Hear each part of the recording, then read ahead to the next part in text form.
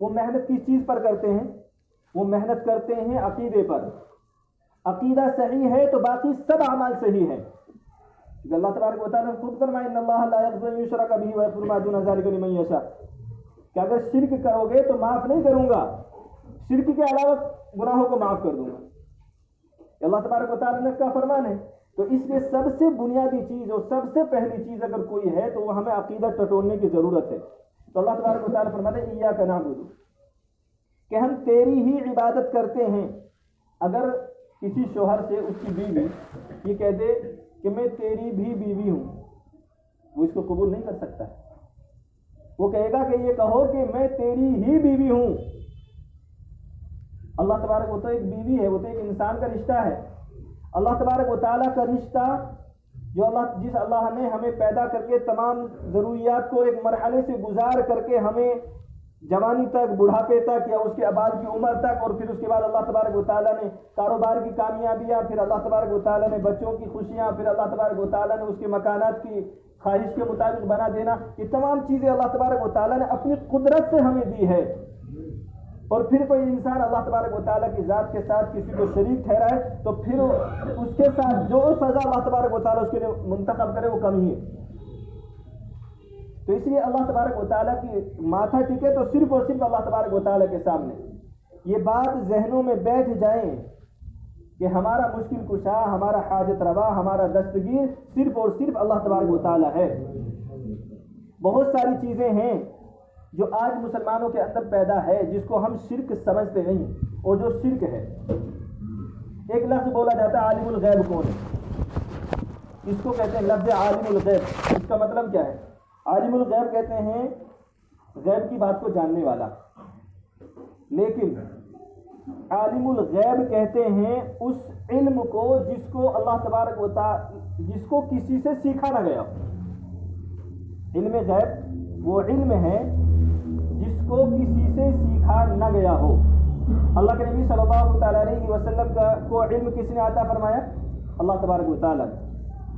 جتنا بھی علم اللہ تبارک و تعالیٰ نے اللہ کے نبی صلی اللہ تعالیٰ علیہ وسلم کو پہنچایا ہے، وہ جتنی ساری دنیا میں علم ہے وہ اللہ تبارک و تعالیٰ نے جو اپنے حبیب کو عطا کیا وہ 99% ہے، اور یہ 1% پوری دنیا میں. اللہ تبارک و تعالیٰ نے اپنے حبیب کو اتنا علم دیا ساری دنیا سے 99% زیادہ، اور جتنا اللہ تبارک و تعالیٰ نے اپنے حبیب کو دیا ہے اس سے 99% زیادہ اللہ تبارک و تعالیٰ کے پاس علم ہے. جب اللہ تبارک و تعالیٰ نے اپنے حبیب کو علم دیا ہے تو اللہ کے نبی صلی اللہ تعالیٰ علیہ وسلم عالم الغیب نہیں ہو سکتے. علم غیب ہونے کا عالم الغیب صرف اور صرف اللہ تبارک و تعالیٰ ہے. اللہ کے حبیب محمد عربی صلی اللہ تعالیٰ علیہ وسلم بھی نہیں ہیں. اللہ کے نبی صلی اللہ تعالیٰ علیہ وسلم کے پاس وہ علم تھا جو اللہ تبارک و تعالیٰ نے بھیجا تھا. اللہ کے نبی صلی اللہ تعالیٰ علیہ وسلم جیسے عالم علم غیب اللہ کے نبی صلی اللہ تعالیٰ علیہ وسلم کو نہیں تھا، ویسے ہی اللہ کے نبی صلی اللہ تعالیٰ علیہ وسلم حاضر و ناظر بھی نہیں ہو سکتے. حاضر و ناظر کس کو کہتے ہیں؟ جو ہر وقت ہر جگہ موجود ہو، اور وہ صفت صرف اور صرف اللہ تبارک و تعالیٰ کی ہے. اللہ تبارک و تعالیٰ ہر جگہ، ہر وقت، ہر حالت میں موجود ہے. ہم جو جوڑ دیتے ہیں کیونکہ جب تک اللہ تبارک و تعالیٰ کو اللہ تبارک و تعالیٰ کے درجے کے مطابق نہیں مانا جائے گا، اور اللہ کے نبی صلی اللہ تعالیٰ علیہ وسلم کو وہ درجہ نہیں دیا جائے گا جو اللہ کے نبی صلی اللہ تعالیٰ علیہ وسلم کا ہے، میرے بھائیوں وہ ایمان والا نہیں ہو سکتا. یہ دو چیزیں ہیں، اللہ اللہ ہے، اللہ کے حبیب محمد عربی صلی اللہ تعالیٰ علیہ وسلم آپ کے حبیب، آپ کے نبی آخر الزماں صلی اللہ تعالیٰ علیہ وسلم ہیں. یہ بات ذہنوں میں بیٹھے دل و دماغ میں اتر جائے تو میرے بھائیوں ہمارا عقیدہ صحیح ہوگا. بہت ساری چیزیں ایسی ہیں جو ہمارے عقیدے کو خراب کیے بیٹھے ہیں ہم، اور ہمیں پتہ نہیں، پوچھنے کی بھی زحمت نہیں کرتے کہ وہ کسی چیز کو معلوم کر لیں. اللہ کے نبی صلی اللہ تعالیٰ علیہ وسلم کے زمانے میں اور حضرت صحابہ کرام کی بہت خوبصورت عادت یہ تھی کہ کوئی بھی مسئلہ پیش آتا تھا اللہ کے نبی صلی اللہ تعالیٰ علیہ وسلم کی خدمت اقدس میں حاضر ہو کر کے معلوم کر لیا کرتے. ہماری بدترین عادت یہ ہے کہ ہم معلوم کرنا نہیں چاہتے، اور اس میں کیا کہتے ہیں، اس پر دلیل بھی پیش کرتے ہیں کہ پتہ ہی نہیں تھا تو سوال نہیں ہوگا. انجانے میں گناہ کر دیا. مولوی ہے وہ گناہ کرے گا تو اسے زیادہ سزا ہوگی, میں تھوڑا ہی مولوی نہ. حضرت مفتی صاحب سے کسی نے مسئلہ پوچھا کہ ایک گناہ جان بوجھ کر کے کرے, اس کو پتہ ہے کہ چیز گناہ ہے, جیسے ہمیں سب کو پتہ ہے نماز چھوڑنا گناہ ہے, اور ایک ایسا گناہ جو اس کو پتہ نہیں کہ گناہ ہے اس سے ہو گیا.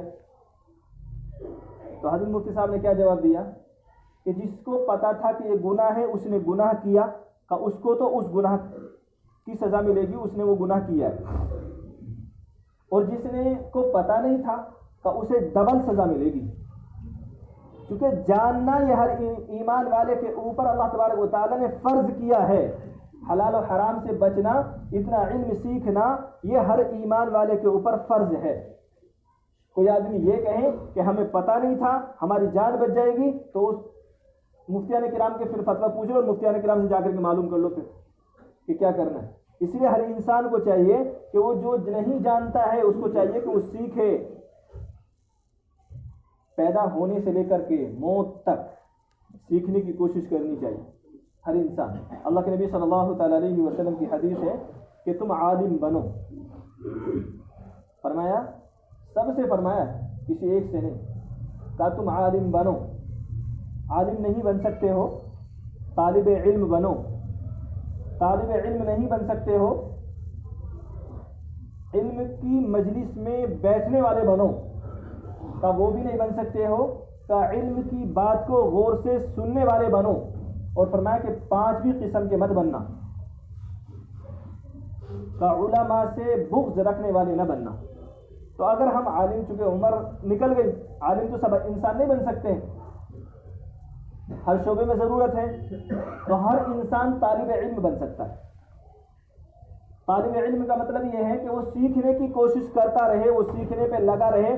جو عالم ہیں اس کو بھی چاہیے کہ وہ بھی ہمیشہ سیکھنے کی کوشش کرے. کوئی آدمی اگر یہ مطمئن ہو کر کے بیٹھ جائے کہ نہیں میں تو عالم ہوں, میں نے بخاری شریف اور قرآن کریم کا ترجمہ پڑھ لیا, میں نے ساری حدیثیں پڑھ لی ہے, تو گمراہی کے لیے اس کے لیے اتنا کافی. ہر انسان کو چاہیے کہ وہ اپنی کوشش کرتا رہے سیکھنے کی. سیکھنے میں, معلوم کرنے میں شرم نہیں ہونی چاہیے, تحقیق کرنے کا جذبہ ہونا چاہیے, سوال اٹھانے کا جذبہ نہیں ہونا چاہیے. تحقیق کرنی چاہیے ہر چیز کی کہ یہ مسئلہ کیسے ہیں. تحقیق ہونی چاہیے کہ یہ قرآن و حدیث سے ہے بھی, یا کسی مولوی نے ایسی بنا کر کے پیش کر کے ہمارے سامنے بنا اس کو رائج کر دیا. یہ قرآن و حدیث سے ہے بھی, یعنی اس کی تحقیق ہونی چاہیے. لیکن جب تحقیق ہو جائے, تحقیق کے اوپر تحقیق نہیں, جیسے جماعت والے کہتے ہیں کہ مشورے کے بعد مشورہ نہیں, تو پھر تحقیق کے بعد تحقیق نہیں, پھر تو بنی اسرائیل والے ہو جائیں گے. بنی اسرائیل کا کیا کام ہوا تھا؟ بنی اسرائیل کو کہا کہ گائے ذبح کرنی ہے, تو بنی اسرائیل نے کیا کہا کہ رنگ کیسا ہونا چاہیے. چپ کرنا نہیں چاہتے تھے, اس نے سوال پہ سوال کرنا شروع کر دیا. جب آدمی کرنا نہیں چاہتا ہے تو پھر وہ بچنے کے لیے ہیلے بہانے کیا کرتا ہے. کہا رنگ کیسا ہونا چاہیے, رنگ بتا دیے گا کہ ایسا رنگ ہونا چاہیے. کہ اچھا وہ دبلی پتلی موٹی کیسی ہونی چاہیے, کہ اللہ تبارک و تعالیٰ ہمیں یہ بھی بتا دے. چلو یہ بھی بتا دیا. اچھا وہ گابھن ہو گابھن نہ ہو, وہ بچہ ہو اس کے پہلے سے یا نہ ہو, یہ تمام سوالات انہوں نے شروع کر دیے, جس کی وجہ سے اللہ تبارک و تعالیٰ نے پوری قوم پر عذاب بھیجا تھا, کیونکہ ان کو کرنا نہیں تھا. مسلمان ہونے کا مطلب یہ ہے کہ وہ اپنی مرضی نہیں, وہ اللہ تبارک و تعالیٰ کی مرضی کے مطابق اپنی زندگی گزارے. نبی علیہ الصلوۃ والسلام کے طریقے پر یہ مسلمان ہے. مسلمان کہتے ہیں اپنے آپ کو اللہ تبارک و تعالیٰ کے سپرد کر دینا, اللہ کے نبی کے طریقے پر زندگی کو گزارنا. میرے بھائیوں, ہم مسلمان ہیں. اللہ تبارک و تعالیٰ کا جتنا شکر اس چیز پر ادا کیا جائے وہ کم ہے کہ اللہ تبارک و تعالیٰ نے ایمان والے کے گھر میں پیدا کر دیا ہے. بس میری آپ کی ذمہ داری اب اتنی ہے کہ میں اور آپ اپنا عقیدہ صحیح کر لیں. اللہ تبارک و تعالیٰ کو ایک مانے, اس کی ذات صفات کے ساتھ مانے, اور اللہ تبارک و تعالیٰ کے ساتھ عبادت میں کسی کو شریک نہیں ٹھہرائیں کہ اللہ تبارک و تعالیٰ ہی مشکل کشا حاجت روا دستگیر, صرف اور صرف اللہ تبارک و تعالیٰ ہے. اور ہماری زندگی میں جو طریقہ ہو, نبی علیہ الصلوۃ والسلام کا طریقہ ہو, ہمارا کوئی بھی کام ہو, ہم سوئیں, ہم اٹھیں, ہم کھانا کھائیں, ہم کسی سے بات کریں, ہم کاروبار کریں, ہم کہیں چل کر کے جائیں, ہم کہیں بیٹھیں, تو ہماری پوری زندگی میں نبی علیہ الصلوۃ والسلام کا طریقہ پیوست ہو جائے. ہماری زندگی نبی علیہ الصلوۃ والسلام کے طریقے پر آ جائے. میرے بھائیوں یہ ایک مسلمان کی زندگی ہونی چاہیے اور اس کی کوشش کرتے رہنا چاہیے. اللہ تبارک و تعالیٰ مجھے آپ کو عمل کرنا آسان فرمائے. باقی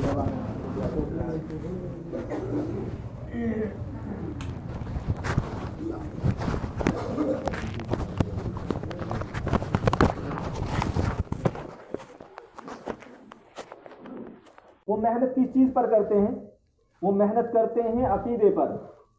عقیدہ صحیح ہے تو باقی سب اعمال صحیح ہے. اللہ تبارک و تعالیٰ خود فرمائے ان اللہ لا یغفر ان یشرک بہ ویغفر ما دون ذلک لمن یشاء کہ اگر شرک کرو گے تو معاف نہیں کروں گا، شرک کے علاوہ گناہوں کو معاف کر دوں گا.